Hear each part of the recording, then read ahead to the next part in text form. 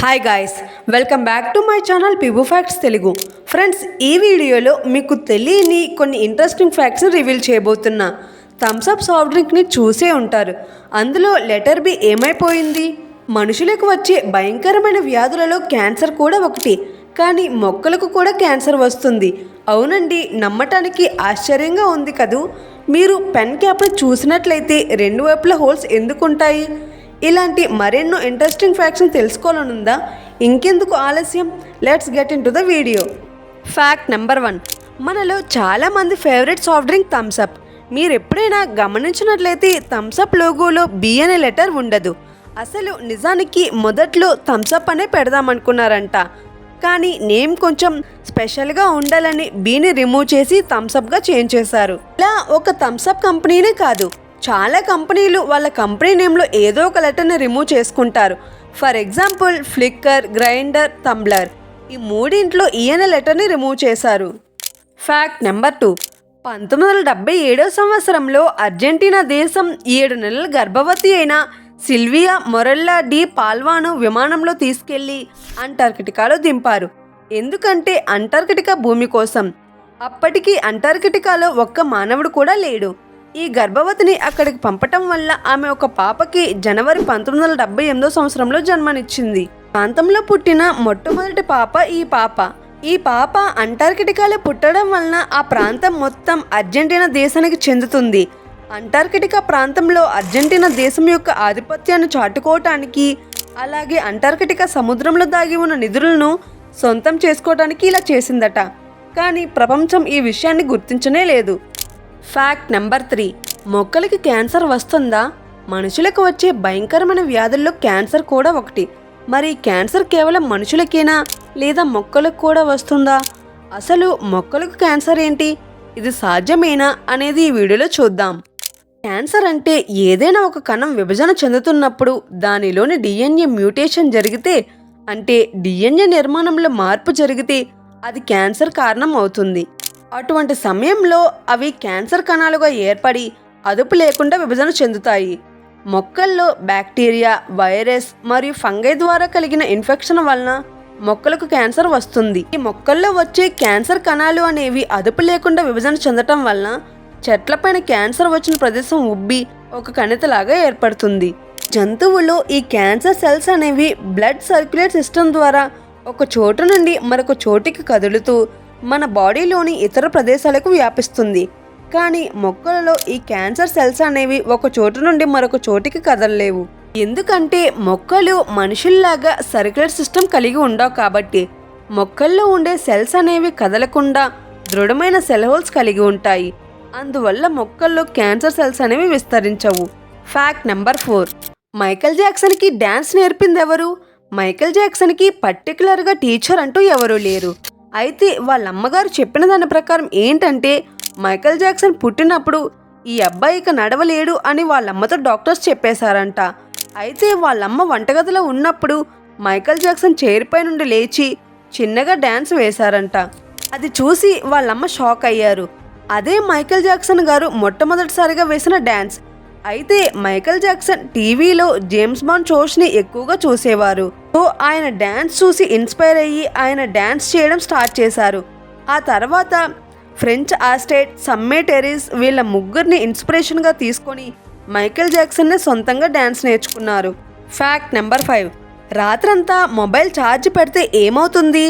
రాత్రంతా phone charging పెడితే phone పాడవుతుంది లేదా బ్యాటరీ పాడవుతుంది అని అనుకుంటాం.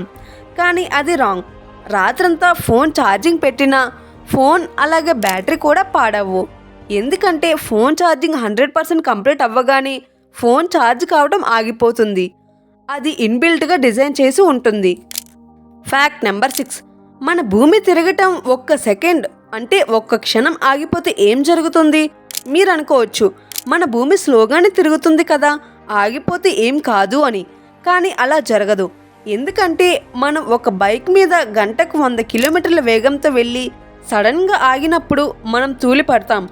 అలాంటిది మన భూమి దాదాపుగా గంటకు 1600 కిలోమీటర్ల వేగంతో తిరుగుతుంది. అప్పుడు మన భూమి తిరిగే వేగానికి మనం 100 నుండి 200 అడుగుల దూరం వెళ్ళి పడతాం. అయితే ఇంట్లో ఉంటే సేఫ్ అనుకుంటే అస్సలు కాదు. ఎందుకంటే ఈ ఇంపాక్ట్ అనేది భూమి మీద మాత్రమే కాదు, భూమి లోపల కూడా ఉంటుంది. సో ఇల్లులు కూడా విసిరేవేయబడతాయి. అంతేకాకుండా మనం ఊహించలేని విధంగా భూకంపాలు వస్తాయి. 100 నుండి 200 అడుగుల ఎత్తులో సునామీలు కూడా వస్తాయి.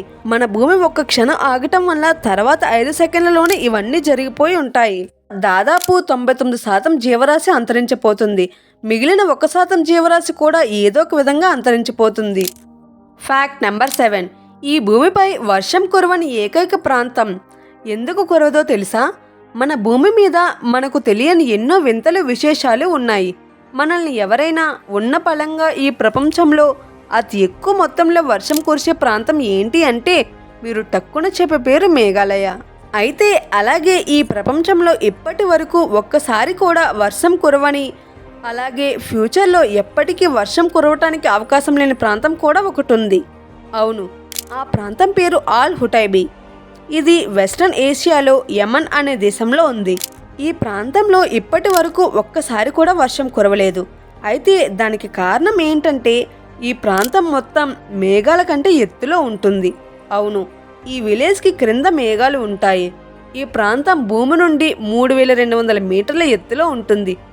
అంటే భూమి నుండి 10,500 అడుగుల ఎత్తులో మేఘాల పైన ఉంటుంది. కనుకనే ఈ ప్రాంతంలో ఎప్పటికైనా వర్షం కురుస్తుంది అని అనుకోవటం కూడా ఆల్మోస్ట్ ఇంపాసిబుల్. ఈ ప్రాంతీయ వాసులు వర్షాన్ని చూడాలి అంటే వారి ప్రాంతాల కంటే క్రింది ప్రాంతాలకు వెళ్ళి చూడాలి. ఈ ప్రాంతం చూడటానికి నిజంగా మేఘాల్లో ఉంటున్న స్వర్గం లాగానే అనిపిస్తూ ఉంటుంది. Fact number 8. మన ప్రపంచంలో ఏ దేశంలో అయినా వారంలో 6 రోజులు పనిదినాలు ఉంటాయి. అంటే ఆదివారం సెలవు ఉంటుంది. కానీ నార్త్ కొరియాలో మాత్రం 6 రోజులు పని ఉంటే 7వ రోజు సెలవు ఉంటుందని మాత్రం అనుకోకండి. ఎందుకంటే అక్కడ ప్రజలు 6 రోజుల పాటు వాళ్ళు నార్మల్గా చేసుకున్న జాబ్స్కి వెళితే 7వ రోజు మాత్రం ఆ దేశ వాలంటీర్లుగా పనిచేయాలి. అంటే వారికి వారంలో 7 రోజులు పని ఉంటుంది. ఇకపోతే ప్రతి ఒక్క దేశంలో వారానికి 40 నుండి 44 గంటలు, అంటే రోజుకి 7 గంటలు పనిచేస్తారు.